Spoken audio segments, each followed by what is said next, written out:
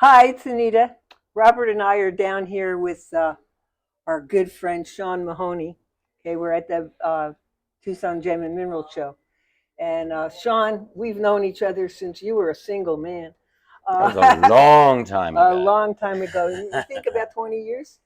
More than that. Yeah. I mean, married for 23. Yeah. So Yeah. probably 25, 26 years we've known each other. Yeah, we Yeah. have. So when we first started collaborating, Yeah. okay, you were selling a lot of rocks, a lot of colored stones, Yep. and Crystals this and and that, minerals and out of then Australia. Actually, I think even before I went to right, Australia, then I had 20 years in Australia. Now I'm living in Spain. So you've seen me through multiple incarnations of my life. So, and most recently, okay, well, it's a little more than not as recent really as that, but most recently you've taken up a new hobby, and it's meteorites, and now you've yes. turned it into this fabulous business. Yes. Yeah, that's it seems to be people are really into the meteorites. I, And I mean, I think I think it's mind blowing. It really is of cosmic proportions. I think meteorites is one of those things that a lot of people don't think they'll ever even have a chance to to to, to see or feel or touch. They think that, I mean, they are incredibly rare, but the reality is they are around. And it's these days it's possible to even own a piece of the moon or Mars or one of the asteroids and things. Science has got to such a point, and meteorite hunting and the meteorite community has got to a point whereby they can actually make these things available, whereas in the past it was really only research institutions and museums that would have that opportunity. So, when I sold my crystal mineral business in Australia 6 years ago, I was looking for a new thing to go into, and whilst I dealt with meteorites without too much knowledge of them, as part of that previous business, the Wizard of Oz, mm-hmm. jewelry and gemstones, I had the opportunity to go on a meteorite hunt in the north of Sweden, up in the Arctic Circle, for the The Munionluster Arctic meteorites. Circle. Yeah, and in the middle of summer, 24 hour daylight, I was hooked immediately. It's an amazing thing to me, and it really is. It's the ultimate show and tell. It really is.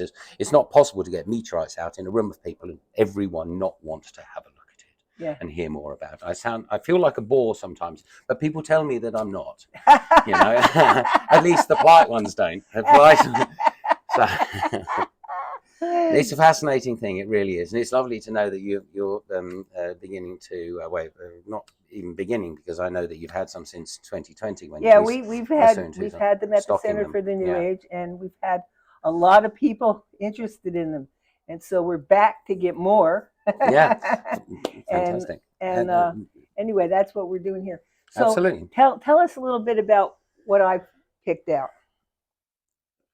Okay, so there's a lot of people just feel that meteorites is a singular thing. That there's meteorites are all pretty much the same. Where they're not. Meteorites are as varied as the crystals and mineral world. In fact, the cosmos, the universe, is made up of all the same elements that make up the planet Earth. Often, usually in different configurations and things, but it's all the same elements that make up everything. So as a result, there's many, many, many different varieties of meteorites. Some are extraordinarily rare, some are much more common. The three primary varieties are iron meteorites, stony iron meteorites, and then stony meteorites, so which is a selection of, for example, something like this, which is a Gadamis.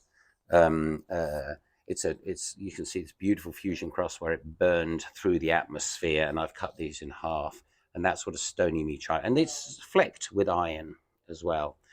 The reason iron's in it is because meteorites bump into each other in space and they take on each other. They kind of mix and meld together. And that's one of the reasons. It gets more complicated than that, but in a nutshell. So what Anita's picked out here is some beautiful pallasites. This is a very popular variety of stony iron meteorites. These are Suricho pallasites from Kenya, that was kind of discovered. We don't know when it fell. It's an ancient fall, but it was discovered in 2016 by two. The story goes, two brothers searching for their camels in the desert or something like this. And so she's got a lovely selection of these. This is a slice, and then these are what are actually very popular end cuts, because you get a bit of the actual, the way that the meteorite would have been in its natural state, along with a cross section of its interior. And this is a great piece, isn't it? Mm-hmm. It's fantastic. And then these are iron meteorites. These are the ones that I hunted and dug myself, from about 1.6, 1.8 meters deep. Now I better translate that for you. I think it's about 6 foot deep. So, and that's now this Munionluster iron meteorite fell about 900,000 years ago in what is now North Sweden. In that time, there's been multiple ice ages. It's pretty much impossible to know how many ice ages, because every ice age erases all traces of what happened before. These sat under a couple of miles of thick ice sheet for 2,000-3,000 years, 10,000 years ago. So anyway, as a result, you have to dig through the moraine that you have to dig through to get to that little layer where they are. It's like digging through concrete. It takes 5 of us about 2 or 3 hours back-breaking work to get down to these meteorites and pull them out. And you don't know, we find them with metal detectors. You don't know until you're down there whether it's you've done all of that for a tiny little piece that's going to fall to pieces from rust, or a nice big piece. But anyway, again, Nita's chosen out a beautiful selection of pieces, some slices, some complete slices, some shapes. These are sandblasted, so you can actually see the outer crystal. These patterns that are on there are fascinating, a story in itself. And this is where I turn into the bore and those things. Is that these can't be replicated on Earth. They call them the Widmanstein patterns, and so these are iron nickel meteorites, roughly 90 to 93% iron, and the remainder is nickel, all but some trace elements. And there's a little bit of all sorts of trace elements of gold and all sorts of bits in there. Now, what happens is that iron and nickel have a couple of alloys that they call karmasite, and as those karmasite iron nickel alloys cool 1 degree Celsius every 100 million years, difficult to get your mind around that, they arrange themselves into perfect crystal formations. It's not possible to recreate that terrestrially. So as a result, you end up with these interwoven iron crystal patterns within it, which, and on these beautiful sandblasted pieces, you can actually see the crystal terminations on the ends. Very, very interesting stuff.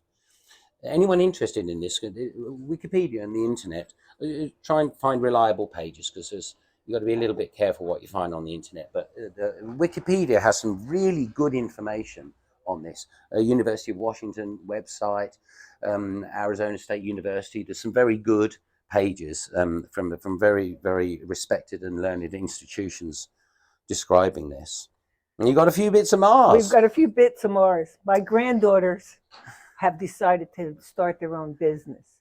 And they weren't really thinking meteorites, but they did come up with the name Mars and Me. I mean, what a great name. So I have to bring them Mars. M&M. Yeah. Mars and Me, M&M. Now, let me explain a little tiny bit about this. Mars, there's 3 main types of meteorite that come from Mars. Obviously, the Martian geology is as complex in many ways as Earth or any other planet. But from what we have on Earth, what's made its way from Mars to Earth, through impactors onto Mars, ejecting debris into the cosmos, and some of it eventually finds its way everywhere. Some bits find their way to Earth. There's 3 main types of meteorites: shergottites, nakhelites, and chassignites. Each one named after the place they were first found. Nacolite, which is what this is a fairly rare one. Shergotite's the more common one. When I say common, it's still extraordinarily rare. Nacolite's very rare. The first occurrence of nacolite, it fell in Nakhla on the north coast of Egypt in, I think it was the 1920s, 100 years or so ago. This particular one, which is NWA, Northwest Africa, because it was found in the Sahara Desert, 15200, is my own classification. I, with two other people, bought the entire mass of this, only 198 grams of this on Earth. So it's very privileged to have any of this material. So if you Google NWA 15200, the entry in the Meteoritical Bulletin, which is the repository of all meteorite finds and falls, will mention my name along with my two partners in this classification. So this is a really good thing to have, and it's quite amazing to think. I mean, even though I'm in meteorites, it's still mind-boggling to think that you can actually just hold a piece of Mars in your hand. It's amazing. This is something which, when I was a kid, I would have thought. I would barely believed it if a museum had a display. It's a bit of how can that be a bit of Mars? But trust me, we know. Science knows. Through isotopes and through everything that is science these days, we know exactly what comes from places we've been, like Mars and the Moon, and then there's some asteroids that we've done sample returns and done. We know enough about their science in order to be either 100% or 99.9% sure that they are the parent bodies of some of the meteorites that we have. So there you go. You've got a proud owner of 3 bits of Mars. Isn't that cool?